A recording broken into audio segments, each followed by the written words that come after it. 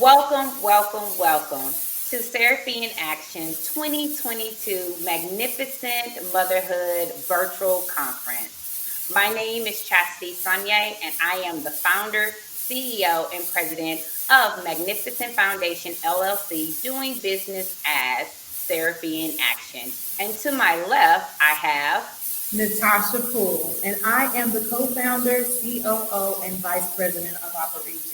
And can I say I'm so excited for what we have in store for you ladies today. Ladies, put your seatbelts on, get ready to ride out and have a wonderful time. We want to make sure that you are empowered, you are impacted, and you're leveling up to the best of your ability and best of your potential as a mother. We want you to be able to rekindle, recharge, rejuvenate, and basically self-love of yourself. And I hope that the speakers that we have presented on this wonderful morning will provide you that edification. So again, we welcome you. So get ready. I want to thank Seraphi in Action for allowing me this chance, Chastity for allowing me this opportunity to share with you. And my topic is cool. Listen, let me tell you, this topic is so exciting and rewarding, especially because it's exactly the space that I'm in. And so I'm going to share with you just my journey and some ideas and some thoughts about how we can be better. And so my topic is a mother's self-love to reclaim your heart's desires. How many of us have desires? All of us, right? All of us have some things that we want to be. Let's be honest. All of us have some ideas, some thoughts, some areas in our life where we're like, man, I got some stuff inside of me that I want to get out and I just don't know how to do it. I don't even know where to begin. Let me tell you, today is your day. Just that simple. Today is your day, because the goal with this is to talk to you about how to reclaim your heart's desires. So first and foremost, let me tell you that it's okay to have desires. Totally okay. I know. We live in a world, in a society where there's gender inequity and racial inequity, and we're trying to be the best mothers. I mean, we're trying to raise emotionally healthy adults. Lord, that's a challenge in and of itself. If you're married, you're trying to be a good spouse. If you're in a relationship, you're trying to be a good partner. We are trying so hard to do all of these things, so much so that if you're working, you're trying to be a good boss, or you're trying to be a good employee. If you're a business owner, you're trying to be a good business owner. We are trying so hard to do so many things that we have forgotten sometimes about ourselves. We live in a society now where we're really talking a lot about self-love, right? Really talking about loving yourself and knowing yourself and believing in yourself. But most of us, for some of us especially, it's hard to do that when you're realizing that I can't really love myself because I let myself go.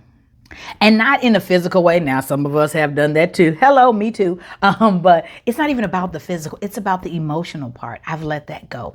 It's about the strength that I once had. I've let that go. It's about the joy I once had. I let that go. It's about the belief in myself that I let that go. So I'm telling you today, friend, it is okay to love yourself enough to reclaim your desires. It is okay to love yourself enough and to want more for yourself so that you reclaim your heart's desires. So do me a favor before we start. Close your eyes. And while your eyes are closed, I want you to think about your heart's desires. And I'm not talking about what you desire for your children or what you desire for your business or your loved ones or your spouse or your finances. I'm talking about you. What do you desire? Get it in your mind. What do you desire? What is that thing that you may have never shared with anyone? What is that thing that you may have never told anyone? What is that thing that you were afraid to even think about? What is that desire? Think about it. Now, on the count of 3, I want you to take a big breath. 1, 2, 3. Now let it out. And right now, what you have done is you have exhaled all of that fear, all of that anxiety, all that trepidation, all that uncertainty, all those questions about the desire that you have. You've let that out, and now you've made space to actually begin that exploration. So I'm going to give you 3 points on how to truly experience that self-love and walking and reclaiming your heart's desire.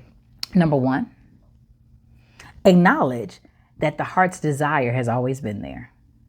Ooh, what do you mean? The heart's desire has always been there. How do I know that? Because this topic is reclaiming your heartt's desire. And so to claim means to retrieve or to recover. So if you're reclaiming, that means you are recovering or retrieving what was already in you. So the first thing about your self-love to reclaim your heart's desire is recognizing that that heart's desire didn't go anywhere. How do I know it didn't go anywhere? It's because you stay up at night thinking about it. How do I know you didn't go anywhere? Because you keep thinking I need to pull that book off the shelf so that I can do some more work on it. How do I know it didn't go anywhere? Because you're here today to even talk about Magnificent Motherhood. So that desire didn't go anywhere. So acknowledge that it was always there. And you already had it. What do you mean, Joy? You already had your heart's desire. How do I know? It's because it's been in you. Because even the Bible says when the Lord created you in your mother's womb, he knew you. So that means whatever he desired for you was already planted in you. So you already have your heart's desires. You already have access to them. You already have the keys. You already have the power. You already have the ability. But it's so hard for us to accept that. So here's the thing. I already had it. Now, yes, decisions, life, children, money, education, trauma, all of that may have stifled my heart's desires, but it's always been there. It's in me right now. My heart's desires live in me. And for many of us, when I asked you to do that exercise, that may have been the first time that you allowed yourself to even think about what you wanted. And that's okay, because you didn't have to spend time thinking about it from a place of, what do I want? You've known those things. You've known the things that you've known your heart's desires. And this was the opportunity for you to get that in your mind. And so now, friend, that you've got that in your mind, you have the ability to do it because it's already been there. You've always had it. Isn't it cool? It's okay. Here's an example. So it's like you looking for your keys, right? You know the keys are somewhere in the house. Lord, you know the keys are somewhere in the house. You don't know where they are, but you know they're in the house. How do you know? Because you drove the car, came home, parked the car in the garage, wherever you parked it, and you walked in the house. So you know the keys are in your house. You just got to find them. So they may be lost, but they're not gone. Got it? So your heart's desires may be lost, but they're not gone. How amazing is it to know that you already have your heart's desires? They're already in you. It's now about birthing those things out of you so that you can see the manifestation of what it is you want. So first thing to know and acknowledge is that you already had your heart's desires. Now, you may not have done all the things necessary to get them, but you've already had them. Now the goal is to take the steps. So how do I do that, Joy? Number 2, you've got to allow yourself to dream. I've got 8-year-old twins. You heard that. And when I ask Shelby and Cindy what they want to be, it varies from day to day. Okay. One time, one of them wanted to be a tattoo artist. Now she's great at drawing, but I'm like, come on, girl. Let's go further. But she wanted to be a tattoo artist. One of my children wants to be a cheerleader. One of them from time to time wants to be a dancer or a teacher. One time they wanted to be policewomen. Here's the thing. It was all the ability to dream. In other words, the sky is the limit for them, and they're exposed to so many things. They get to choose what they want for the moment and see themselves in it. Here's the thing about you, sis. Your heart desires, you got to see yourself there. And I'm not talking manifestation, writing it on the wall and all of those. I do believe that if that works for you, great. I'm not a huge put it on the wall manifestation kind of person, only because if I don't do anything with it, it's a pretty picture on my wall. And if it's there too long, tape marks and all that stuff. And now I messed up my wall if I'm not doing anything. So I believe manifestation is a good visual reminder to do something. But here's the thing. Allow yourself to dream. What is it that you want? What are the things that you desire? It's nothing wrong with believing in those things and seeing those things for yourself. It's nothing wrong with saying, you know what, I want to do this.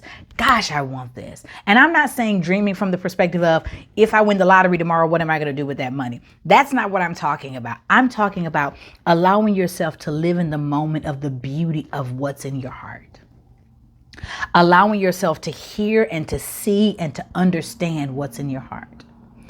There are so many things inside of you that are beautiful, so many opportunities for growth and development. There's so many opportunities to birth great things inside of you. Those desires that you have, what you see for yourself, allow yourself to embrace it.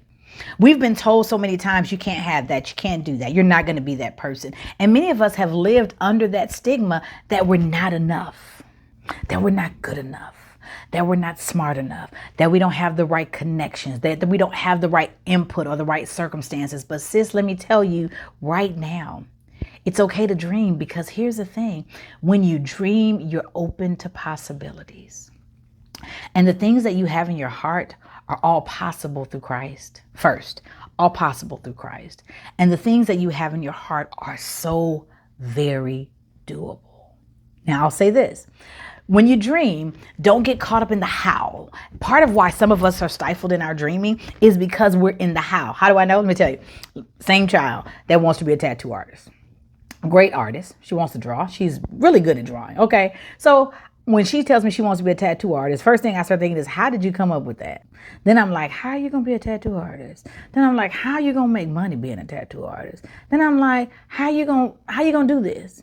And are you going to even have tattoos? So I start even with my child thinking about all the limitations that could happen even with her dream.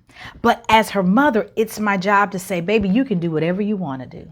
If you put your mind to it, you can do it. And I believe in you. It is time for us to say that to ourselves.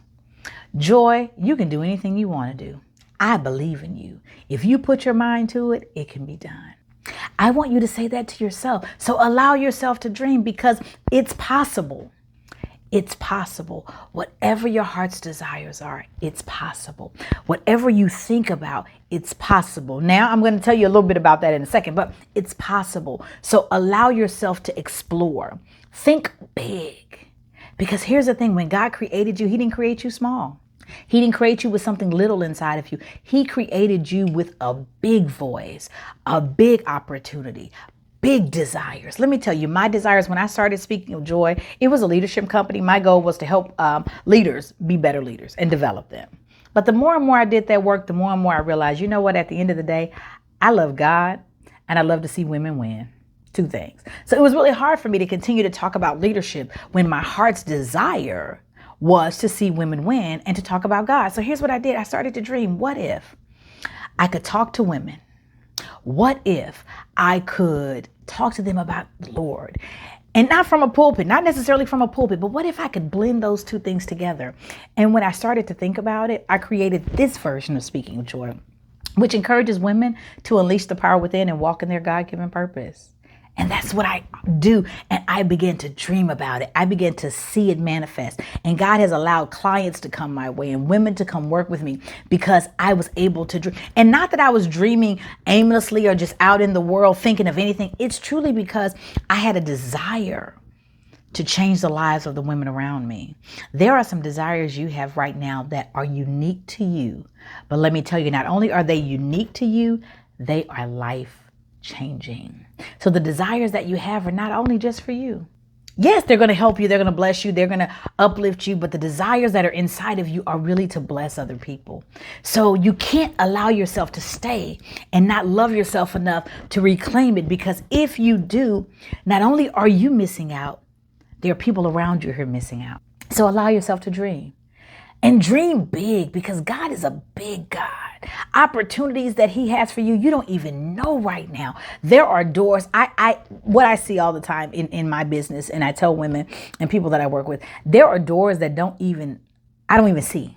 And I'm talking about, like, it looks like a wall to me.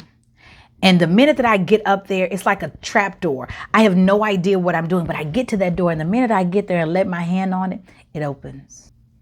And that's because my desire is to see God's women change. My desire is to transform their lives. And so God creates that space. So I allow myself to dream because, listen, when my dream and my desire get with God's timing and his purpose for my life, only great things will happen. So number one, recognize and acknowledge that you've always had it, baby. You've always had those desires and you've always had the power to do it. Number two, allow yourself to dream. It's okay. And then number three, You've got to align your heart desires with God. Believe it or not, you have a car, I have a car, we have cars. I can get in my car and I can go to the gas station. Okay? And when I go to the gas station, it tells me what type of gas to put in my car for best quality. Okay? So in my Honda Palisade, it recommends that I use Supreme. Now, why do you think it recommends that I use Supreme? Because I can use unleaded, and Lord knows with these prices, I need to be putting unleaded in there. But I can use unleaded. But if I use unleaded, it's not going to go as far, and it's not going to be the same driving experience as it would be if I use Supreme. Does that make sense? So here's what I'm saying. When you align your desires with God, that's how you see yourself go far. That's how you see the manifestation of the good things that he's promised you. And it's easy to do it on your own, but if you could do it on your own, you would have already done it. So these desires that you have, the ones that you thought about when I asked you to, the ones that you have not spoken, those, friend, are the desires that you need to align with God. Let me tell you, Proverbs 37:4 says, delight yourself also in the Lord, and he will give you the desires of your heart. Here's the thing about that. In order for me to have those desires of my heart, there's some work I have to do. I cannot in any way, shape, or form expect just things to just come my way, the desires to just be filled without having the ability to truly see God and align my purpose and my desires with him. Okay, so here are the things I got to do. And this is in Psalm 37. I've got to trust. If I want to open up my heart's desires, I've got to trust. I've got to trust that God's got a plan for me. I've got to trust that he knows what's best for me. I've got to trust when the doors close. I've got to trust when the relationships are over. I've got to trust when I lose my job. I've got to trust when I don't know what to do. I've got to trust in order to see my heart's desires manifest. The next thing I've got to do is commit. These are all in Psalm 37. I've got to commit, meaning I have some heart's desires. I got to do the work to get there. Plain and simple. I got to do the work to get there. That means that I've got to spend time developing my business plan. That means I've got to spend time writing. That means I've got to spend time making connections. That means I've got to spend time in the Word of God and praying and fasting for direction. I've got to commit. Some of us don't have the desires of our heart because we don't want to commit. I want to lose weight, but I don't want to go to the gym. And I don't want to eat right. So I'm in a quandary, right? Because I'm not doing either one. But I've got to commit. So in order for me to align my desires and see God do those things and bring them to pass, I absolutely, beyond a shadow of a doubt, have to commit. And I'm not just committing to others, but I'm committing to myself. Because here's the thing, self-love is about commitment to myself. Self-love is about loving myself enough to do what's necessary so that Joy can be the best mother I need to be the best sister, the best wife, whoever I want to show up as. I've got to commit to that. So I can't just say, I want to do this, and this. Do it, Lord. Or I say, I want to do this, and this, and I'm not willing to do any work. I've got to commit. And then the last thing I got to do is rest. Ooh, listen, sis, self-love requires rest. It does not help that I have everything that I want, every desire, and I have nothing to show for it because I'm dog tired. I got a great business, but I'm too tired to give my children any love. I've got a great business, but I don't give my husband any attention. So I've got to learn to rest. And resting doesn't mean sleeping. Rest means being still. Rest means being at peace. Rest means being quiet. Rest means taking a break. And so if I want to align with God, with my desires, I've got to trust him. I've got to commit, but I got to know when to rest. And I have got to align with God, because the only way that those desires truly come out is when I walk with God. So what am I saying to you today? I'm saying you already have the power to reclaim your heart's desires, but acknowledge that they're already there. And then you've got to allow yourself to dream. And then you got to align with God. And let me say this before I close. God never denies our heart's desire except to give us something better. So even in some of those heart's desires, it's okay that it hasn't manifested. Maybe God's got something better for you, but I challenge and encourage you today to walk in that excellence of motherhood, to love yourself and love yourself enough to reclaim your heart's desires. God bless you, and thank you so much.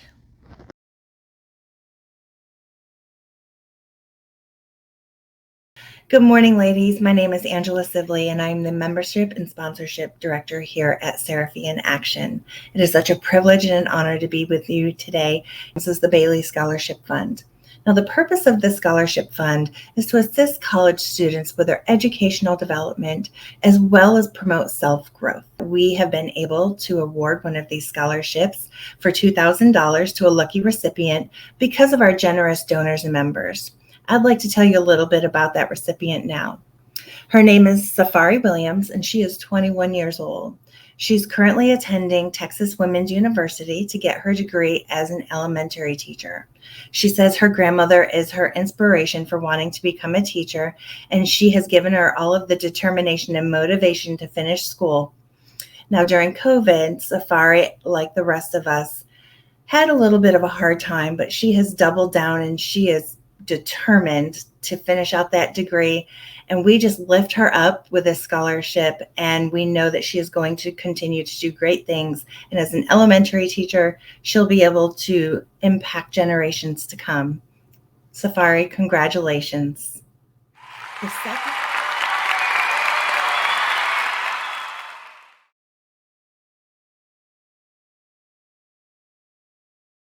So we all know that, life just does not go our way sometimes. And sometimes it can be little bit or way off course than we have intended it to be. So I'm going to tell you guys my story. I graduated the year 2020, and if you don't know, which I'm pretty sure you do, 2020 is the COVID year. That is when the pandemic was what we know as the pandemic today. Everything shut down, no more human interaction, all of that. Of course, I was not able to have or finish out my high school dreams of prom or a perfect graduation. But I did end up getting substitutes for that, which, they're okay. I mean, they're not ideal, but they're the best of what we had to work with at the time. Um, Now, for me personally, I want to highlight one part of my life that really, really affected me. So, in July 2020, I had lost my father, and not to COVID, to a heart attack, but this severely, severely threw me off track for my future. Before his passing, I had planned to attend the University of Arizona as a linguistics major and to completely change my scenery in life, to get out of Texas and to really blossom into the Zoe that I wanted to be when I was 18 years old. But due to his passing, I was not able to do that. And at the time, I was more heartbroken about his passing, but of course, I was really heartbroken about my future. This was not the future that I had envisioned for myself, nor did I want for myself. It was very painful and it was very hard for me to pick myself up and even help pick my family members up so that we could continue to have a great future. Now, there were a lot of decisions that had to be made for myself because now I was not able to attend the dream college that I had wanted. I was not able to, keep in contact with the same friends that I had wanted to keep in contact with now. I mean, we're all going our separate ways and everything was just completely different. And so my future, what I had written out and planned out was just now a clean slate. And it was just something that I just had to really think and harness within myself, what am I going to do? So fortunately, I live in Collin County, and the community college here is literally like the best and amazing thing that I've been so blessed to have. So they offer student housing, and that's amazing for a community college. So I was able to I was able to kind of just understand that, okay, well, since I can't go to a major university, maybe I can shape something that's similar to it, and make it work. Because maybe that's just what's best for me at this point. I mean, now I had harnessed so many emotions, and I was not mentally prepared to go out of state and go be somebody else and meet different people now because I just had a major thing completely alter the brain that I had when I graduated. So it's kind of like a work with what you got type of ideal, but it wasn't a sad one. I knew that regardless of which pathway that I had taken or the starter route that I had taken, that it was going to lead me to my end goal. And sure enough, I became to realize that, you know, the way that it may start out, it doesn't really ultimately matter. What matters is your end goal. And even with that, you have to be open to change with whatever life throws at you. I mean, so many of us today are just so difficult, or not difficult, but like unwilling to reshape and or even allow change to happen because we don't like the idea of, if it doesn't go this way, that doesn't mean I can't have the other thing or my end goal. I can't have my end goal if I don't do this. And for most cases, that's really not true. For me, I can still get my degree. Even though I'm not starting at a 4-year university, I'm starting at a 2-year, I still can get my degree. And you know what? I ended up changing my degree because I realized linguistics is something that I love. I love languages. I love Spanish and French, but it's not something that I want to pursue in forever. It's something that I wanted to incorporate into my life. And that's why I ended up changing it to international business. I wanted to work with the skill sets that I already have. I already know that I was really good with communicating. I knew I was good with customer service. I knew I was good at business and the management aspect, but I still wanted that language and culture aspect. So starting at a 2-year university made me realize, wow, the end goal that I really had was not the one that I needed, but I can still obtain it. I can still travel the world. I can still go out and be the person that I want myself to be, even though I had something that completely altered the way it started out. And it takes a lot of brain power to do that. It really does. I'm not saying it's easy, and I know it may sound like it because, on the screen I look all well and everything, but during that time, I mean, I'm only in 2 years of grieving my dad still, and it has been really hard on me, but it's something that I knew that I could do. And that's something a lot of us need. We need confidence. It's not just the confidence to feel pretty all the time. It's not just the confidence to go up and tell somebody that you like them. It's the confidence to have the trust within yourself to accomplish what you need. And this confidence is something that I have just been battling with because I felt like it did not start out the way I wanted to. Therefore, I cannot meet my end goal. And that's not true. That is not true at all. I'm still meeting my end goal, but I just had a different starting path, And so your mind is something that really, really can make or break the process of you meeting your end goal because it really is all in your head. You go to sleep at night and the only person you're talking to really is yourself in your head and God as well. Just making decisions of what am I going to do for the next day or what am I going to do for the next 2 years, So you need to be able to have the confidence within yourself. That's my key word. It's just really confidence.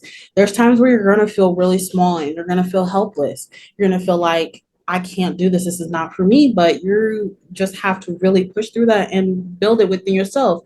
I've been giving myself like affirmations in the morning, looking in the mirror and being like, you can do this. You can do this. You deserve this. This is something that is for you. And once I grasped that concept, I've been more motivated to like do my schoolwork and to really get things done and plan my future out for myself. So when it comes to rebuilding your mindset and creating the future that you want for yourself, it really does start with you and it ends with you. Of course, there's going to be your bumps in the road that like changes it and alter it severely, but it's how you're going to recourse yourself back onto that track. You know what I'm saying?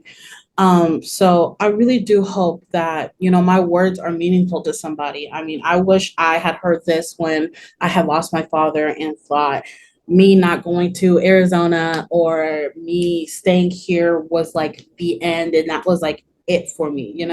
So I really do encourage you to have the confidence within yourself because that's really what a lot of us women need. What we need is confidence. We have so much tearing us down daily, whether it be our loved ones, whether it be our significant others, whether it be just a stranger on the internet. We have so much against us. And what we really need is just confidence within yourself. And, confidence, it can also lead to you loving yourself. And that's what also is really important. You need to love yourself. And it's definitely harder said than done, or easier said than done, but it is just something that is just the truth. It's the value of life that we all have to come to. So thank you so much for listening to this little short message from me. And I really hope, like I said, this helps you in any way. And I hope you have a lovely day. You are loved. Thank you so much.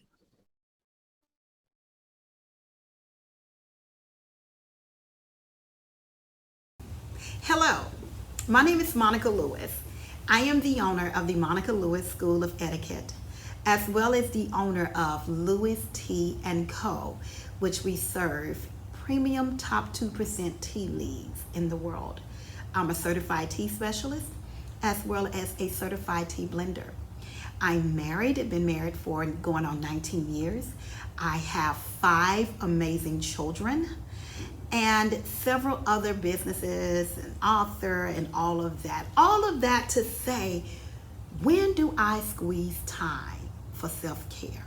How do I keep it going? How do I keep going and not get burned out? The reason why is because, and I'm not perfect, I'm still learning like you, making that time for yourself. That is called self-care. Sometimes we look at self-care as being selfish because guess what? We always available for everybody else, but barely for ourselves. If the airlines can get it right, why we can't get it? You remember when you go to book your ticket, you get on the flight, and they go through all the precautions of safety, and what do they do? What do they tell you about the oxygen mask? The flight attendant always remind us, if something happens and you're with someone, put the mask on yourself first, then you put it on maybe your child, maybe it's your aunt, your grandmother, but whoever that person that you're with, then you serve them. Meaning that you cannot be effective if you're not renewed or recharged. And that is what self-care is all about. If you don't take care of yourself, if you don't take the time out for yourself, you will get burned out. Why? How do I know? Because I've been there. I've done that. And so almost like you wake up, you have this schedule. Oh, the time is moving. You're checking off the list, checking off the list, checking off the list. And then go back to something that you already done and couldn't do it because time got away from you. And so this is one of my self-care regimen that I do. Not only that I'm the reason why, because I'm in tea business, but I was doing this way before I was introduced to having my own loose leaf tea. And so we live in a microwave society, and we're thinking, okay, we grab tea, it's a tea bag, you hurry up and go. But I really take out the time. I'm very intentional how I take out this time for myself, because like you, like me, once we get busy, by time we get home, work with the kids, do homework, school is about to start. If it already has started for you, already know what that looks like. You forget about yourself. So the reason why I take time for tea, it's not regular tea bags, it's loose leaf tea, because it makes me very intentional of being in that moment. That's just like if you're a coffee drinker. How many of you ever put a beverage down, whether it's a hot coffee or it's hot tea, and by the time you come back to it, it's cold? Why? Because you end up having to do something else. So this time, I want you to be intentional in drinking your coffee hot, in drinking your tea hot, not by reheating, but taking that time for you. So I'm going to show you this regimen that I go through every morning. Okay, this is our loose leaf tea, and it's our antioxidant triple thread. And I take my spoon, and it's just me. The kids are still in the bed, or if I'm like doing it after they get dropped off at school. I'm going to have this moment before I start, right? And so I'm taking the time, I'm putting the tea leaves in the infuser, and my water's already hot.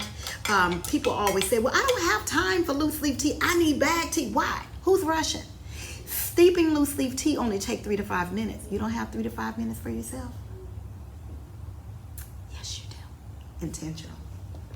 And so I take my tea kettle and I pour the water over it. I'm not rushing it. I'm actually letting it get hot, letting the leaves steep.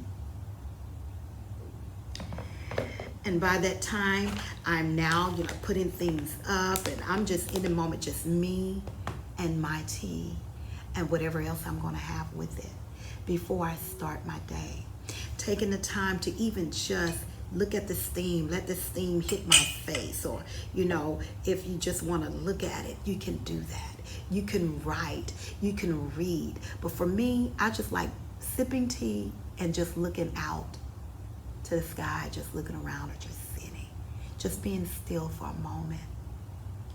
Always remember, take care of you so that you can take care of others. If you don't take care of you, you'll be no good for anything else. And so right now, I'm at my office.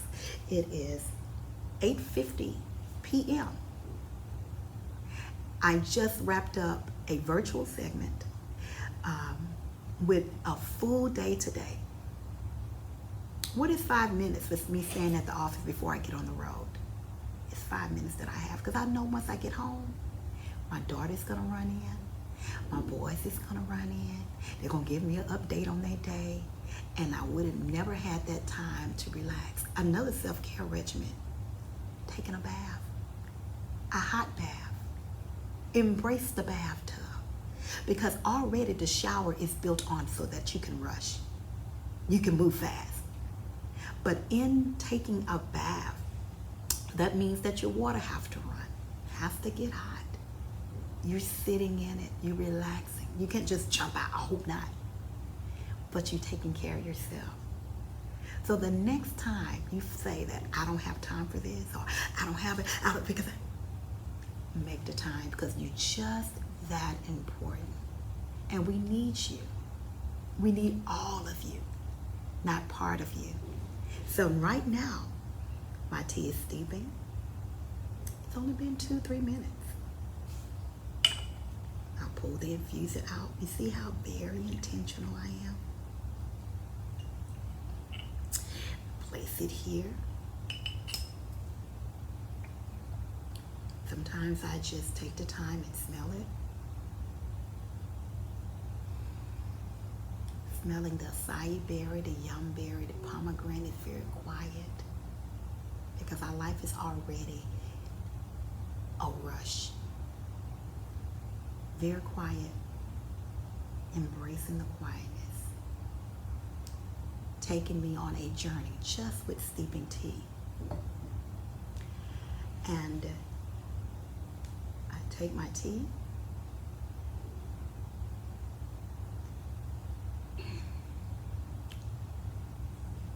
and it hits the soul. So I encourage you, take the time every day. Your self-care regimen may not be tea. It may just be working out. Working out every morning is something you enjoy, do it. Or sometimes we don't enjoy it, but it's good for us, and you like the benefit of it, so you do it. But don't ever, or don't get in the habit of making yourself last. Thanks for joining me. Practice self-care. Cheers.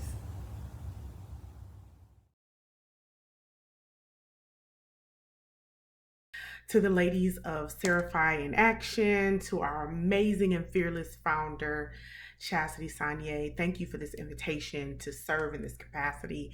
And I trust that you'll be energized, and these next few minutes that we have together, that you will be energized, you will be empowered, you will feel like I can do anything after today.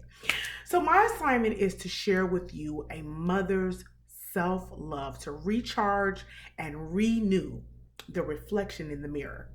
You know, I've been a mother for 20 years. My son will be 20 this October, and I was a mother. We're mothers the moment that heartbeat we can hear that heartbeat, we can feel that heartbeat, right?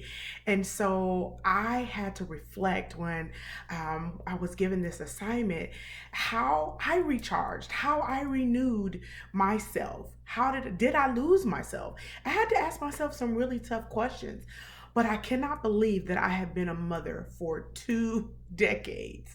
So when I realized after having him, I was only 24 years old. I know that I look young, I understand. I do. I look young. But after I had him at 24 years old, I was a young wife, met my husband when I was 19. We got married when I was 22, and then I had my son at 24. And when I became a mother, I didn't think I had that maternal instinct, but I was raised by an amazing mother who did teach me how to be a good mother. She taught me how to not let him sleep in the bed with me and my husband. She taught me how to let him cry it out. Once that belly button falls off, you put him in the bed and you let him cry it out. Now I know these days that's that old school thing, right? But she said self-soothe. That's what we were taught back then. And then the other thing she taught me was to make sure you put a little rice in his milk. When it seemed like he wasn't full. I know some of y'all are probably clutching your pearls like, rice in the milk, who does that? Listen, when you're raised by a mama from down south, that's what they did. Put rice in the milk when the baby wasn't full. And so I learned so many things from my mom about being a mom. And so I'm so forever grateful for that. But what my mother did not teach me was self-love as a mother. I was taught selfless love. I was taught unconditional love, how to be there for my babies, how to show up for my son. I have a son that's 20, I have a daughter that's 18. And so being a mother for the last 20 years, I didn't know how early on, I didn't know how to recharge. I didn't know how to renew. I didn't know how to not lose myself. So that woman, that girl, that young woman that I saw in the mirror, over time, I began to lose her. But today, I'm gonna show you step by step how I got her back. My mom, did the best that she could in teaching me the things that she taught me, but I had to learn self-love on my own. Self-love is kind of a buzzword now. Maybe the last 4 or 5 years, everybody's talking about self-love. But as a mother, do we really get that opportunity to experience self-love? Do you remember how to do that?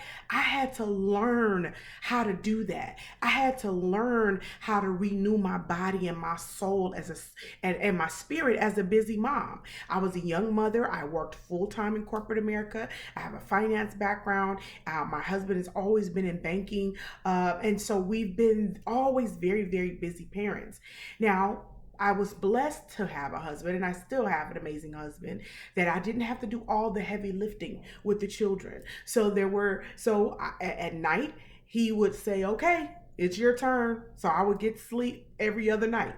Now, some of y'all are probably like, oh, girl, where you get him from? Listen, even with that, I was depleted. Because I still had to go to work. I still had to show up. I still had to show up for my clients. They didn't care if I was breastfeeding. They didn't care if I had a kid at home. They didn't care. They expected me to show up and be great. And every day, as a young mother, I lost a little bit of myself. Every day, I as much as I loved being a mother, I really had to learn how to recharge myself. My daughter came 16 months later. So I had a lot on my plate and then at one point, my husband, I was the sole breadwinner. We wasn't working for a few months. So having 2 young children, being the breadwinner for a little bit, and still having to show up, that's a lot to process. And I know many of you can relate.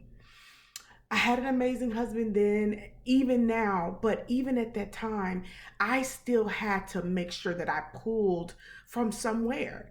My mother didn't live in the same city that I lived in. I live in Houston. My mom lived in Wisconsin, so I didn't have help. I couldn't just drop my kids off at somebody's house. Now, early on I could, but later on it was just me and my husband, and I had to figure it out. I had to make friends. I had to figure out how I wasn't going to lose myself in motherhood. There's nothing wrong with being selfless, but when we are selfless and we lose ourselves, that's not the goal. That was not God's plan for us as mothers. I lost sight of being that vibrant young 19-year-old that my husband met, and I became irritable, I became irritated, I became irate because I was always upset.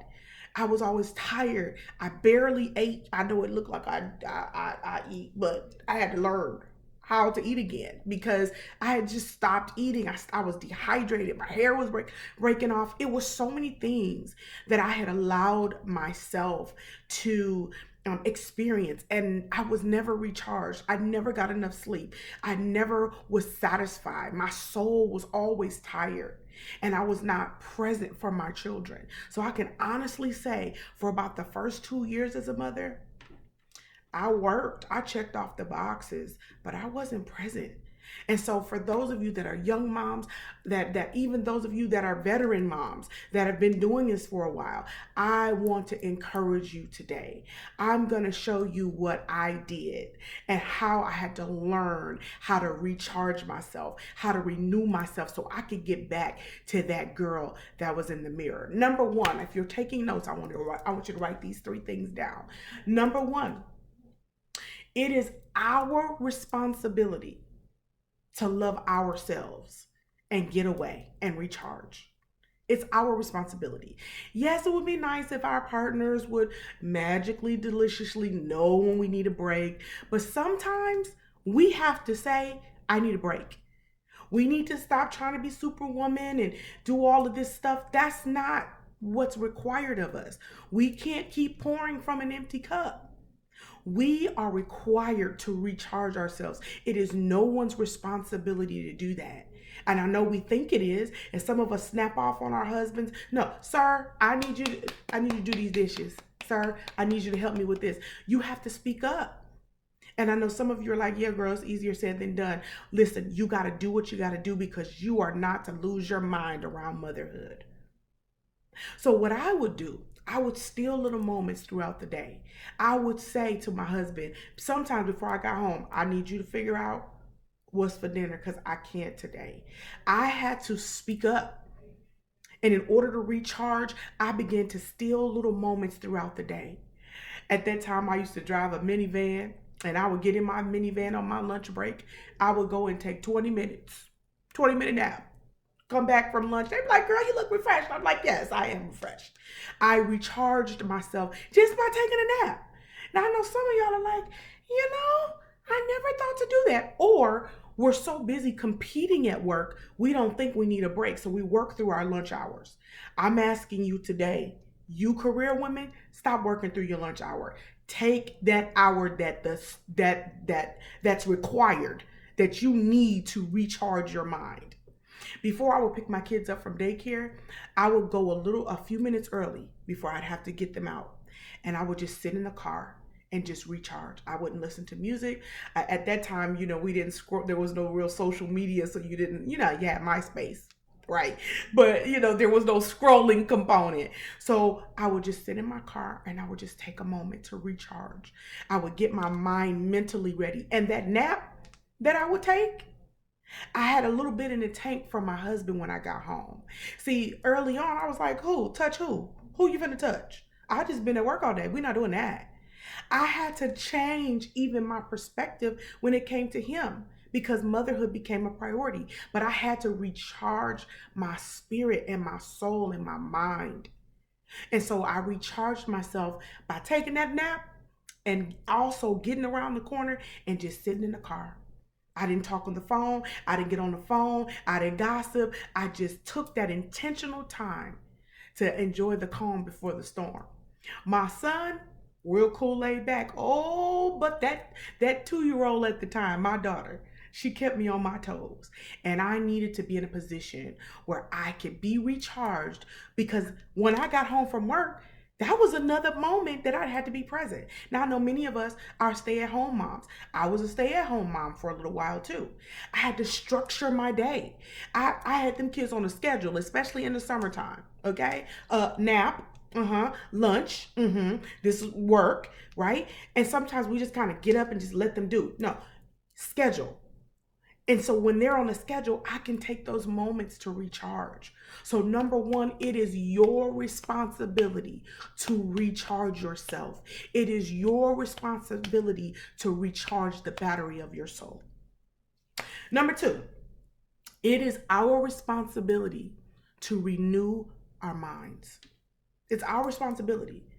I had to, when I was at work, I had to stop doing mindless gossip with my coworkers. I know some of y'all be like, I don't gossip with my employees, my coworkers.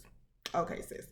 I had to stop gossiping. I'm just keeping it real. What I did, I had to stop hanging out, going to lunch, 2 hour lunches, because that was the kind of job we had. We could do that, right?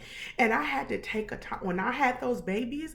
I had to take the time to renew my mind. I know some of us read the Bible, some of us listen to worship music, some of us listen to R&B, whatever the case may be. But what worked for Adrian, because I spent my entire day talking to my clients, I had to get quiet. And that was a way for me to renew my mind. I was able to declutter my mind. It had gotten so bad, guys, that I dreaded going home because I knew what all I had to do. Now, I loved being a mom, but I was just so tired and I didn't have the energy to do it. But every day, I was allowing myself to be depleted a little bit more instead of renewing my mind, taking a moment and reading that book about motherhood. I started reading about motherhood even when my kids got older, because I didn't want to act like I knew everything, because I didn't. So I took the time to renew my mind. When it came to my marriage, renewing my mind. So in order for me to be that young, vibrant woman that I saw in the mirror at 19 years old, at 22 when I got married, I had to go back and renew my mind. I had to go back and reflect and get re-energized about those things that I enjoyed. I used to love to read, so I'd stop reading. I would read to the kids, but I didn't read for my own edification. So I had to learn how to renew my mind. And I want to challenge you to do the same. It is your responsibility to renew your own mind as a mother. Point number three, it is our responsibility to reignite our dreams. You know, for years, I thought I would never experience my dreams. I just assumed, you know what? I had kids early. I'm thankful that I have them now because they're grown and I'm still young. Amen. But at the time, I'm like, Mom. I called my mom when I told her I was pregnant with my daughter. And I said, Mom, I'm pregnant again. She was like, you're supposed to be. You're married. And because I was thinking, okay, I have my son, I'm gonna, raise him, and then I'm gonna go on and so God said, no, we're gonna go ahead and give you this good daughter, and then you're gonna go and be great after that. And so I had to go back and get reignited and reacquainted with my dreams. I want you to go back and I want you to reflect. What dream did I let go because I focused everything that I had on motherhood? There's nothing wrong with being present and being an amazing mom, but those kids are going to grow up one day. And you don't want to look around and not know who you are because you were so wrapped up in being a mother that you forgot that you're a woman first. Go back and think about, what did I used to love? What do I want to do now? Maybe what you wanted to do at 20 is not what you want to do now. But whatever it is, as you reignite, as you recharge, as you renew, go and reignite those dreams. I had to go back and get my dreams.